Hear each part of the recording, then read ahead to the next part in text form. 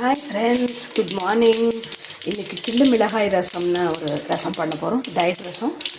அரை ஸ்பூன் நெய் கொஞ்சம் விட்டுட்டு அதில் கடுகு கொஞ்சம் போட்டுறேன். கடுகு வெடித்த உடனே ஒரு கட்டி பெருங்காயம்,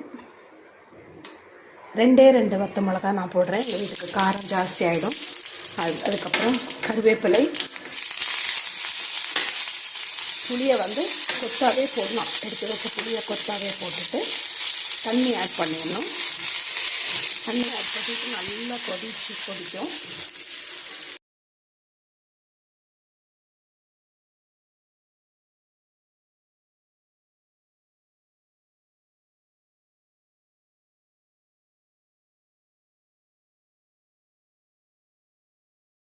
நல்லா கொதிச்சிரும்.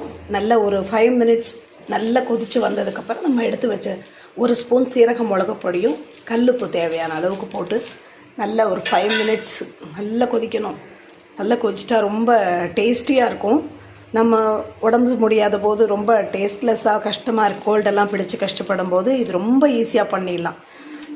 ஸோ ஹெல்த்துக்கு நல்லது, லைட் டயட்டாக இருக்கும், நம்ம பண்ணுறதுக்கும் ஈஸி. நம்ம சமையல் பண்ணவே கஷ்டமாக இருக்குதுன்னு நினைக்கிற நேரத்தில் இமீடியட்டாக ஒரு ரசம் ஹாட்டாக பண்ணி சாப்பிட்றதுக்கு ரொம்ப ஹெல்ப்ஃபுல்லாக இருக்கும் இந்த கிள்ளி மிளகாய் ரசம்.